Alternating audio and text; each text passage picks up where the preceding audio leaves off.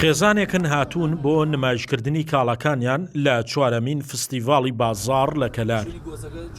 ئاریان عەبدولکەریم و سێ لە ئەندامانی خێزانەکەی خاوەنکارن لە کەلار و دەیانەوێ ناساندن بۆ پیشە و کاڵەکانیان بکەن کە لە سەدا 25 بەرهەمی خۆیانن. شتەکانمان زیاتر لە سەدا 25 کاری دەستیە لە ڕاستیە تقریبان کەمتر لە ساڵێکە خەریگە میشانەین. ئیتر شتەکانمان هاوردوو لە ڕاستیە بۆ وەکو بازارکردنی شتەکانمان بۆ نەمان هاوردووی فرۆشتنی شتەکانمان خەڵکی تر هەموو کاڵاکانمان هەموو کەسێک بتوانێت بیبینی. ئێمە خێزانێکین دەستمان پێکردەوە بەم کارە دوکانێکی بچووکمان داناوە دەستی ئیشی کاری دەستی ئەەکەین و هەموو بابەتێکمان هەیە شوشەوات جا کاری دەستەکان ئێمە هەرەوەزێ خۆمان دروستەکەین خێزانەکەمان پێکاتۆ لە 4 کەس پێکەوە 2 پیا و 2 ئافرەت پێکەوە ئەم ئیشە ئەەکەین. چوارەمین فستیڤاڵی بازاڕ بۆ ڕەخساندنی دەرفەتی کارە و 400 خاوەنکار و کۆمپانیا و پیشەی دەستی بەشداریان تێدا کردووە و بڕیارە ماوەی 6 ڕۆژ بخایەنێت.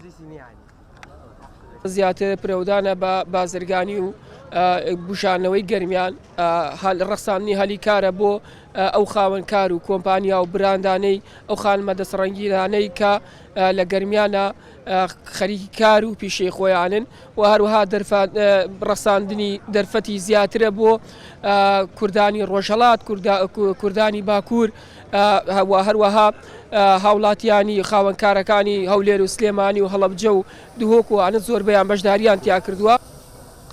سەرۆکی دەستەی گەشت و گوزاری هەرێم دەڵێت فستیڤاڵەکە کاریگەری لەسەر بوژانەوەی کەرتی گەشتیاری هەیە و خۆی لە خۆیدا ئەمە گرنگترین ڕەگەزی گەشتیاریە. دڵنیایەوە ئەمە ڕەگەزێکی گرنگی پێشکەوتنەوە گەشە سندنی کەرتی گەشت و گوزاری و کشت و کاڵی و بازرگانیە.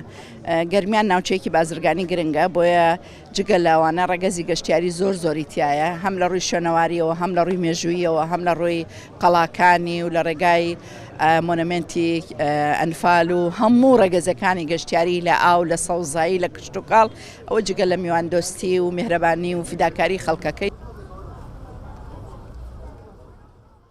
ساڵی پار 200 کۆمپانیا و شوێنکار و خاوەن پیشە لەم فستیڤاڵە بەشدار بووە. قەبارەی داهات ملیارێک و 200 ملیۆن دینار بووە.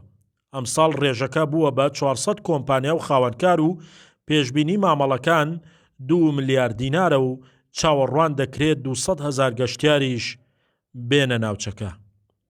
شاخەوان محەممەد، کورتسات نیوز، کەلار.